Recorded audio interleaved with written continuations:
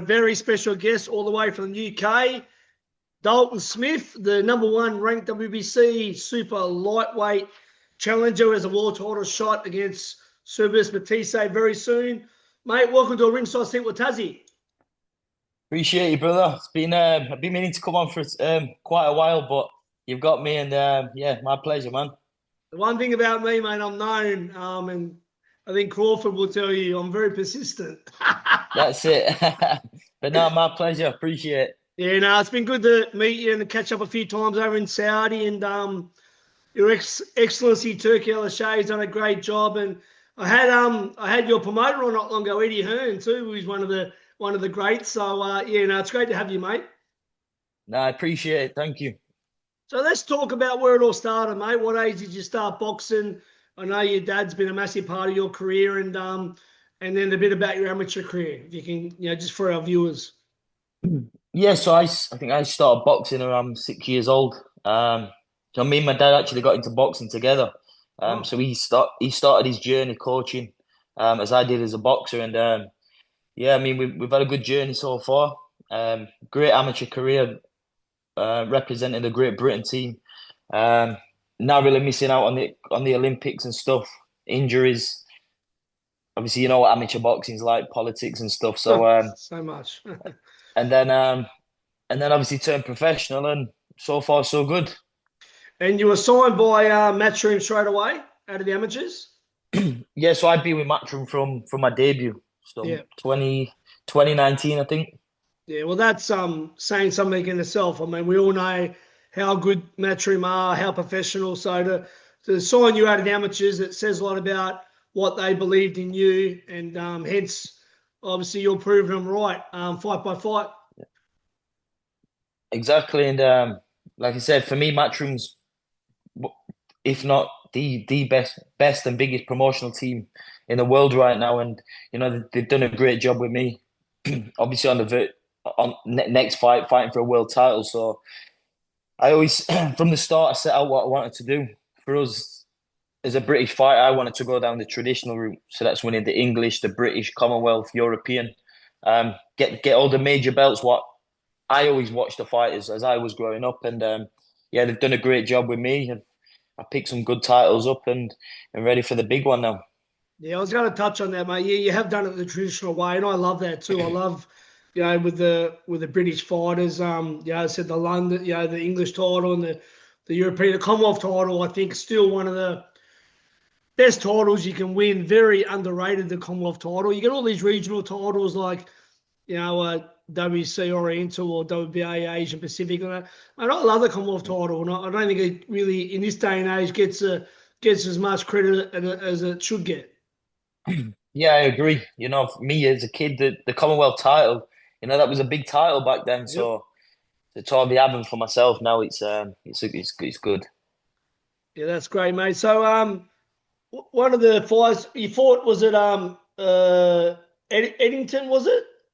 No, Sam Maxwell. I mean, Sam Sam. Maxwell, sir. I boxed Sam Maxwell for so as a British fighter, you always want to win a British title. It's the most prestige, it's the oldest belt in boxing. But to get the belt for keeps, you have to win it and defend it 3 times. So that's 4 fights, and I fought Sam Maxwell to win the belt outright. Do they call So that the yeah, it was. Lonsdale title, or do they? Is that the? Yeah, it's Yeah, we call it the British title, but it's the Lord Lonsdale belt. yeah, yeah, yeah. Oh, mate, Beautiful. I'm great on tradition. I love that. Yeah. So that he probably the best fighter up until then that you fought. I think probably my best win so far is Jose Zepeda. Yeah. Um, You fought him after Maxwell. Yeah. yeah, fought him after Maxwell, but Yeah. yeah, fought some good people coming through Yeah. for like you said, the English, British, Commonwealth. Mm. Then obviously beat Jose Zepeda for the WBC Silver. Yeah, I've had some good fights, mate. Um.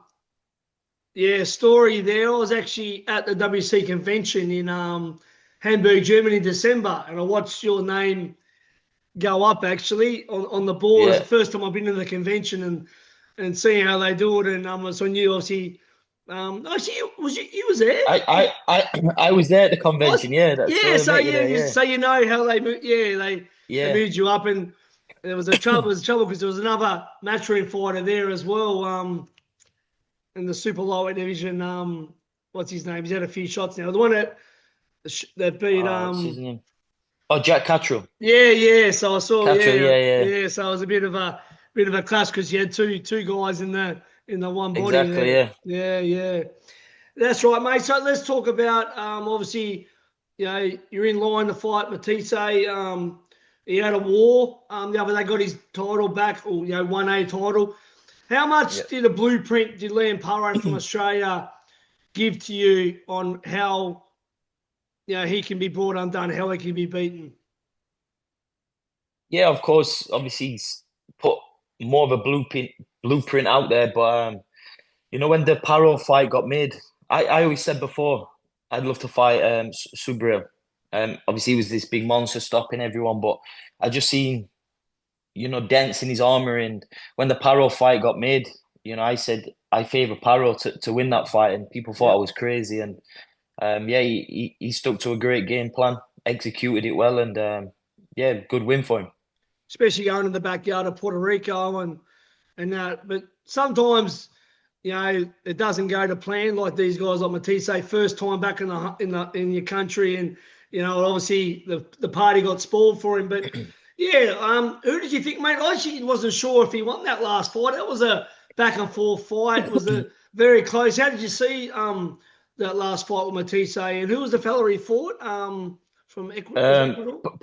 Puello, Yeah, that's right. Yeah, Alberto Puello, yeah. yeah, So I was yeah, actually there. I was ringside for the fight, and yeah, yeah, it was a close fight. I think who you could have picked either one of them to win. By one round. It depends what you were scoring.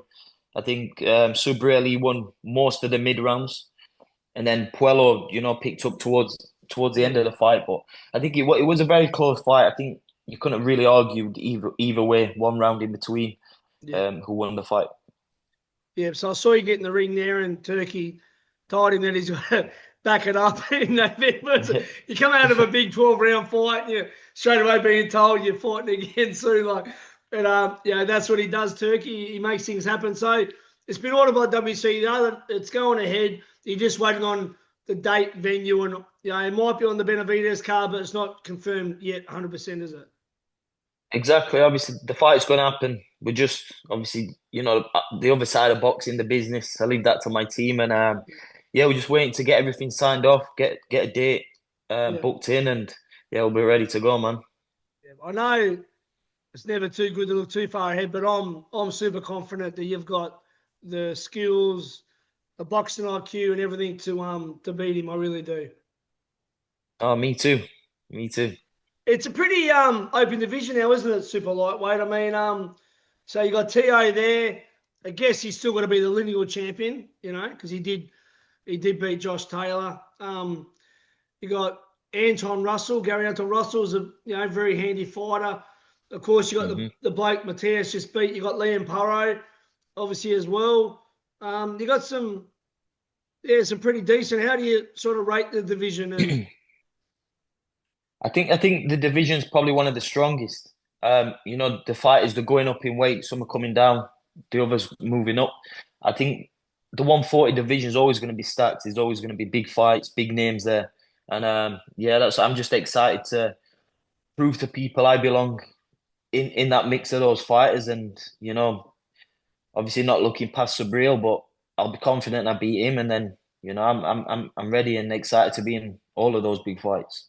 and obviously being a super lightweight champion, and you join the company of a very great British fighter who I had the honour of having to take out to the pub one night. But the great Ricky Hitman Hatton, obviously, Yeah. he actually dethroned my good friend at the time, Costa Zoo. But Yeah. I mean, you join the likes of that. What does it mean to you to be, someone that you would have grown up watching Ricky Hatton, all of a sudden you're the champ in the same division he was? Exactly that, and sometimes you have to pinch yourself because how far you've actually come. Obviously, growing up watching these fighters, and they're superstars to us. They're like a different breed. So to be in that position, you have to remind yourself how far you've come, how hard we've worked for that. And but yeah, until I've got that nice shiny belt around my waist, I'm not overlooking anything. Yeah, 100%, mate. Have you heard anything like any whispers or like anything about Matteo or anyone like that's doing? Like, obviously, he's a bit of a day-to-day proposition. I don't know if he ever knows what he's doing, but I mean, any thoughts of have you heard him going up in weight and relinquishing the WBO title, or any whispers there, or? Nothing. Obviously, I've got one fight to focus on. That's Yeah. Subriel. But of course, sometimes Tio and that they're a bit unpredictable, aren't they? So yeah, maybe moving up, maybe leaving some belts behind. But yeah, but take nothing away. Tio, he's a great fighter. Do you think some of these guys in this era should be off Twitter a bit too much and maybe just focus on the boxing? Mate, Twitter's the worst app. I never go on Twitter.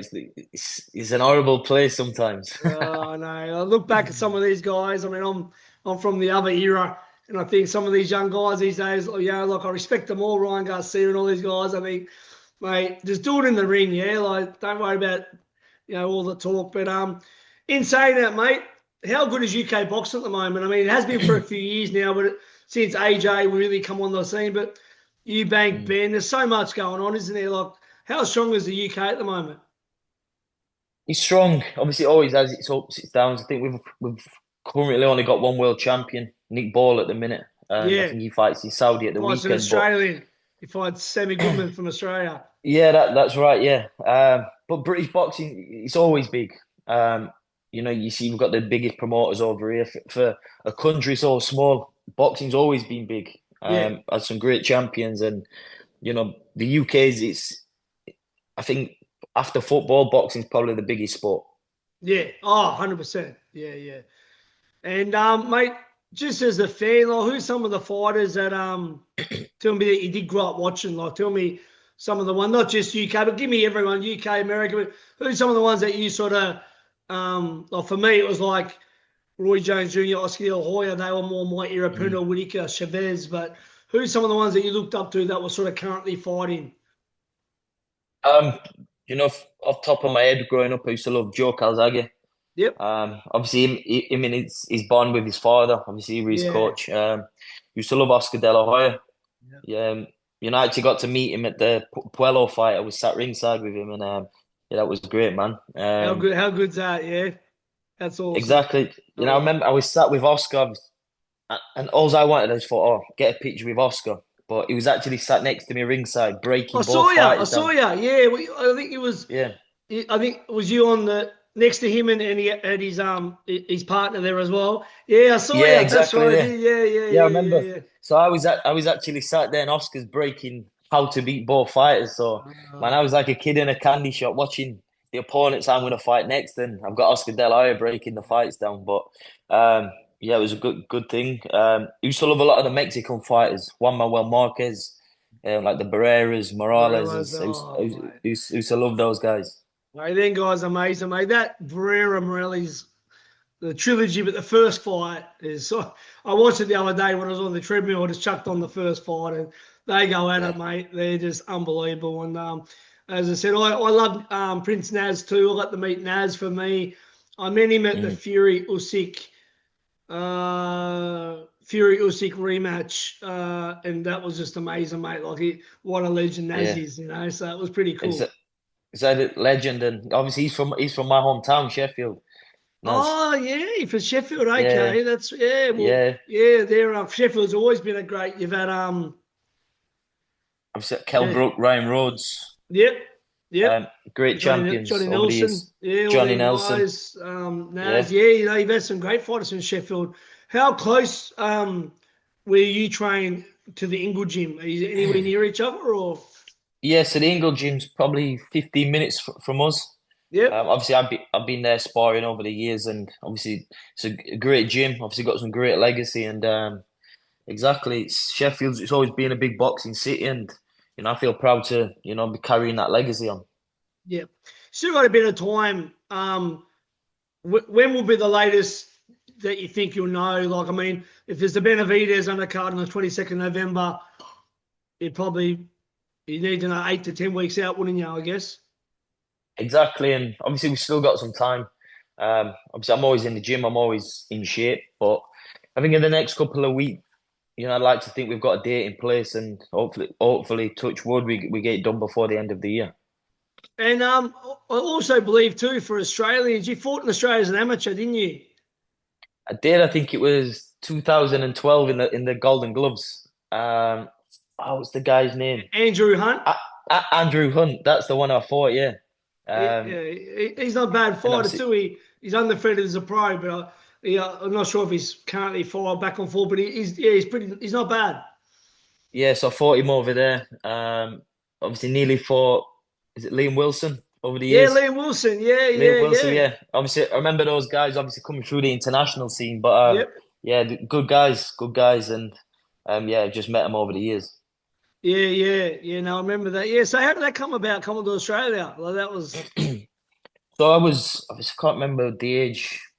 Must have been 14. And then I was actually meant to go as this England select team to go over to Australia. That fell through, so my dad was like, "Fuck it, we'll go. We'll go over and enter the tournament." So I think we did like 2 weeks over in Brisbane on the Gold Coast. Yeah, beautiful place. I love Yeah, Australia. you like it? Yeah, it's good.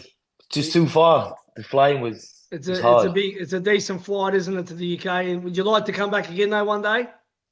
Yeah, I'd love to. It's probably one of my most favorite places I've been in the world.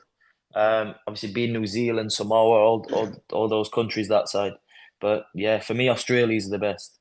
Well, we'll discuss it one day. We'll bring that WC Yeah, belt over with you. I hosted Terence Crawford in May, which was unbelievable.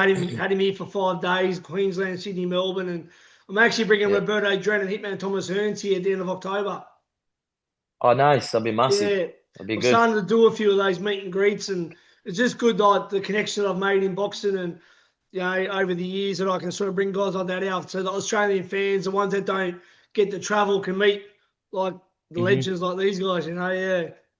Exactly. But yeah, that'll definitely put that top of my list. I want to get over to Australia again.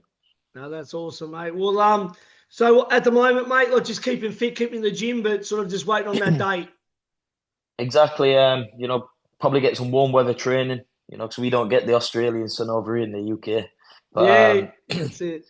so yeah, I'll probably just go somewhere, get some nice warm weather training, Yeah. and then wait for that date, and then yeah, full steam ahead, ready to get that world title. And how much has Eddie and Frank like been for you, like what they've done in that since you signed with them?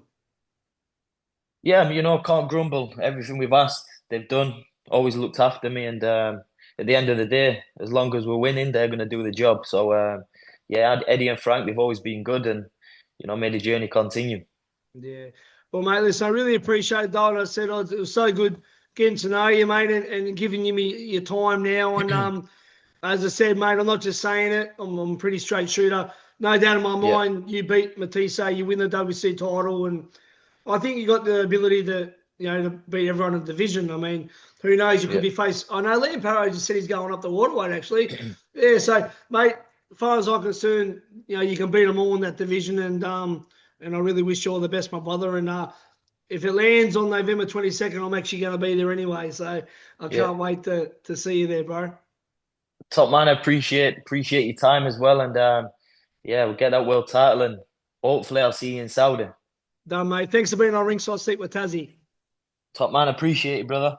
See you, champ. See you, brother. Top Bye, mate. man, thank you.